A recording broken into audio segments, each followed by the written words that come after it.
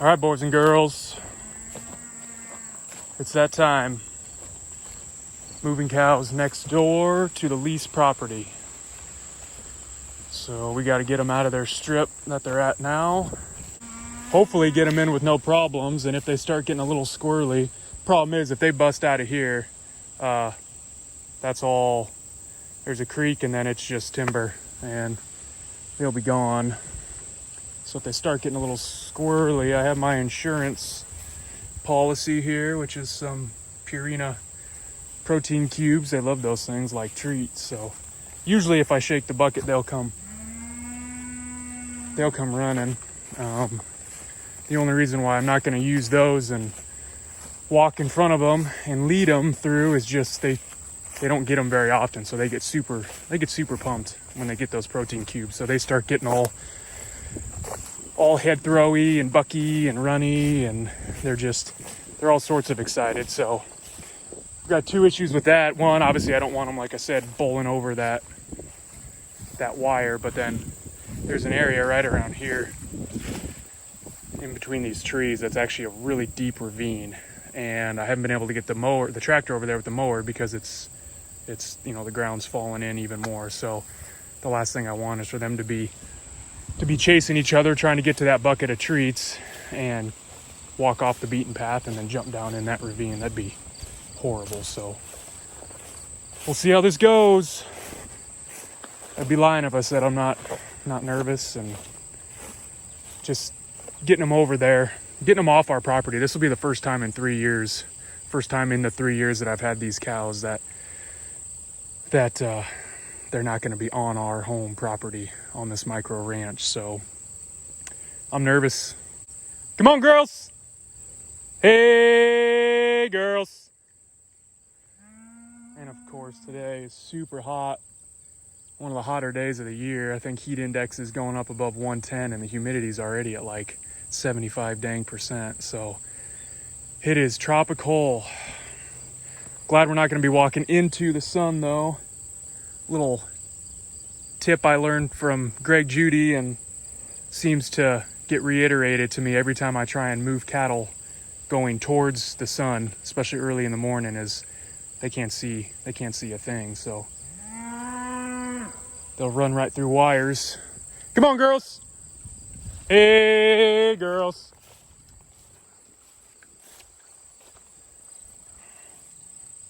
Hey, girls. Come on, girls. Come on, bud.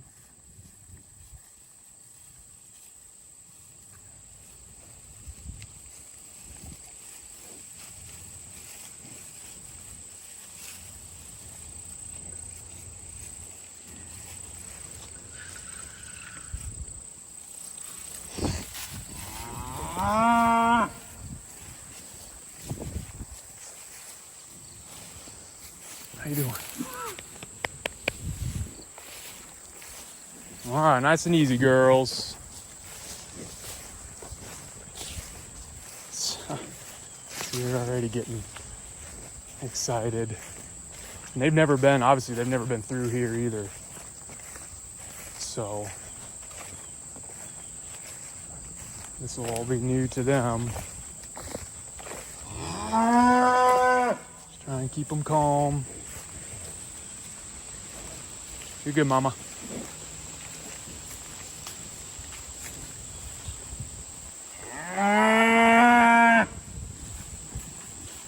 I'm sure they're going to want to stop and graze all this stuff. It's been mowed a few times this past, so it's pretty nice. This calf is going to get me in trouble, I know it. So this is the little land bridge I had to build over this ravine, so if they jet to the right, that's where problems will start.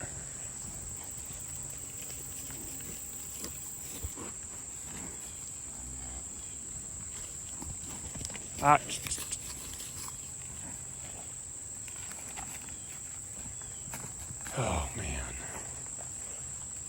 Well, got through that area.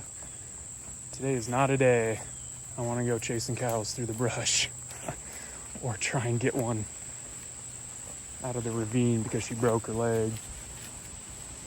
You good, girls?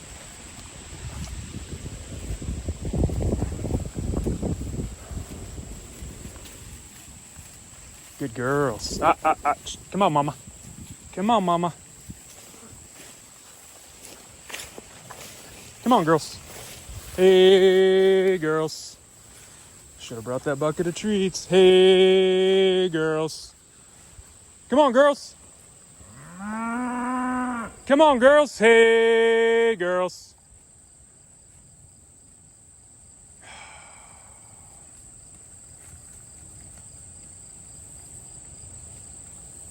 All right. Yep. And the calf's through the wire. All right. Guess I'm grabbing that bucket of treats. So cows don't like new things. I've always heard it.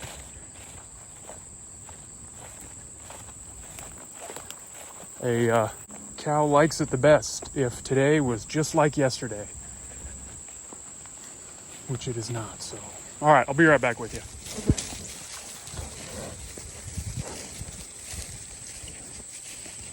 Good girls.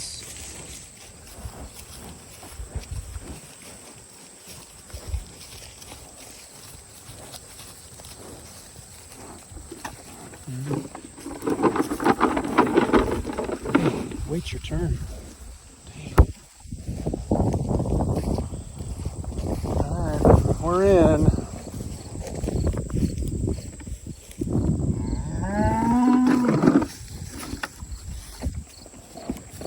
See how they do. So we got them in a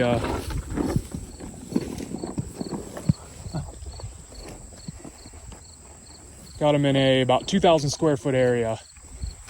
2,000 square feet for come on, mama.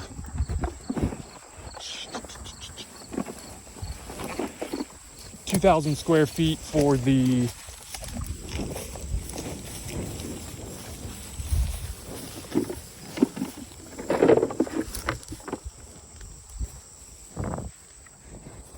all right, so like I was saying, 2,000 square feet for the morning and then 2,000 square feet for the afternoon. But they're pretty stressed, so I'm thinking maybe what I'm gonna do, just so they don't start testing the fences and busting out, is I think I would have gotten 3 days, so 6 moves out of doing 2,000 square feet where they're at right now, this little chunk that I set up ahead of time. But I might just go ahead and open it all up for them, just so they have enough room to move around and not push each other over the fence. And all right, I need to get some sort of gate up. That's the other issue I had, which looking back, I should have just done it, because you can always use more gates. But this little entrance is exactly 12 feet perfect in between these two wooden posts. But I didn't want to invest in a gate because I wasn't entirely sure what the future of this leased property is. And the thought was they're just going to be on here for the end of summer and going into September to give our 2 pastures as much time as possible to recover, and get some stockpiled forage growing on it before they go back on there. So I really didn't want to spend money on a 12-foot gate to throw up here, especially if this was just a one-time deal. But looking back, you can always use more gates. So even if I had purchased it, didn't end up releasing this property next year, I could have found a new home for that gate. But I'm learning. All right, well, it's been about 20 minutes. They seem to be calming down just a little bit. They're big fans of leaves and bushes and stuff like that, so they're actually having a heyday on this fence line, getting all sorts of stuff they don't normally get to eat. So, what did we learn, bud? Well, for starters, I got complacent and forgot just how much the cows don't like to do new things. So moving them, twice a day, every day in the same 2 pastures for 3 years, like I said, I got complacent in the fact that they were going to be totally fine moving to a new area. So I definitely need to remember that they don't like new things. Also, get everything ready. I mean, for the most part, I thought I was completely set up, and I thought I'd get them in here and then I could travel back and forth, grab more supplies and finish up. I tried to leave a couple times after they got in here, and they wanted to follow me and come right back out. So I needed to get everything set up, or at least have everything right there so I could, keep working and finish up. I'm definitely glad I took the time to go back up to the barn to grab that bucket of protein treats. If I hadn't done that, then that would have been a pain to try and get them back in here. And probably the biggest thing I should have done, I should have been thinking about is they only got moved once yesterday. They got their normal square footage, that they normally get in a day, but they were only moved once. And so they were really ready to move this morning. So probably what I should have done was either make sure that they got moved again yesterday evening, or I should have fed them hay this morning. I should have thrown out, half a hay bale to really fill them up because they were hungry.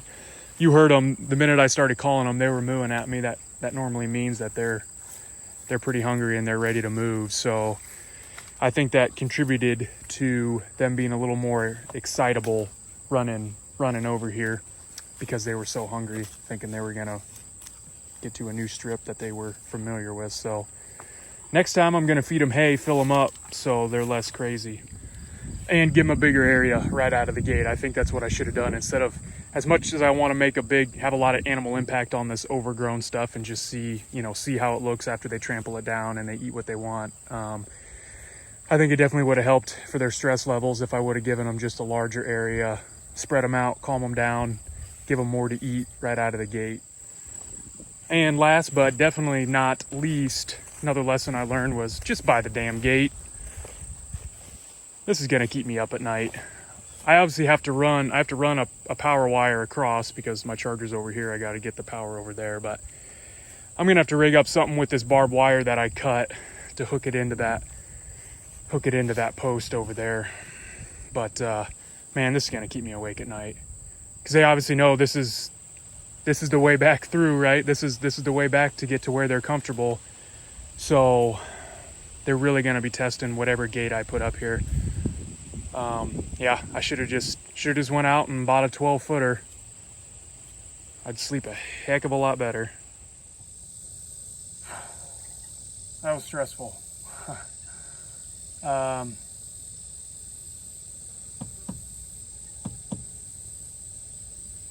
definitely learned some lessons. Like I said, the ones I already learned. I think a big one too that I forgot to mention is, I should have had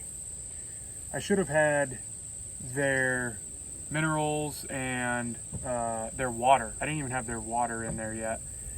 I think they would have came into that new paddock and seen their normal tubs full of minerals and their water and all that, and it definitely would have helped calm them down a little bit. The other thing too, and this is just bad timing, is it's a bad time of year to be doing it. It's super hot, it's super humid. The flies are horrible right now. It's bright, it's sunny. They're already annoyed, they're already pissed off because of the weather. And then all that grass and all that junk in the strips are so tall, so they can't see, they can't get a good idea of their surroundings. That calf disappears in there, so then that heifer starts getting stressed out and yelling and screaming. If they get separated from each other, they can't really see each other. So just a bad time to be doing something new. But I guess in the grand scheme of things, that really didn't go that bad. Like, they obviously could have escaped. They could have ran off. They could have dropped down in that ravine and hurt themselves. So it really didn't go that bad.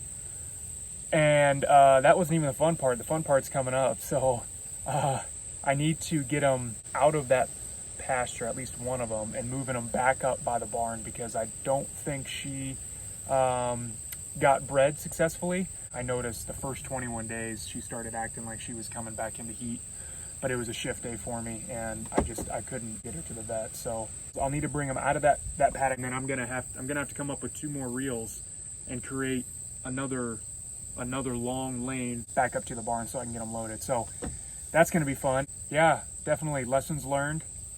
It had to happen sometime. I mean, that's part of being on a small farm and ranch, is you're gonna try and be growing, and these are just part of the growing pains. It'll be nice to have them over there, see how this works. Hopefully they stay in. I don't come out some morning or come home from shift some morning and I don't have any cows in that pasture because they've disappeared. Oh, that'd be horrible. Wouldn't be the first time though. All right, guys, thanks for watching. If you like this video, give it a thumbs up, subscribe if you haven't. I feel weird saying that, but I'm kind of starting to get get close to getting that 1,000 subscribers, which would be pretty cool. So just like every video, if you guys have any better ideas, if you guys have any suggestions, if you guys have any talking points, any way that I can learn from those of you that are more experienced grazers than me, and even those of you that are just starting out, everyone experiences different things and they come up with different ways of doing things. And don't be afraid to tell me I'm doing something wrong, or tell me I could be doing something better. I want everyone to learn from all of this. So yeah, leave a comment if you have any ideas or suggestions or sarcastic remarks even. I welcome it. All right, thanks for watching, guys.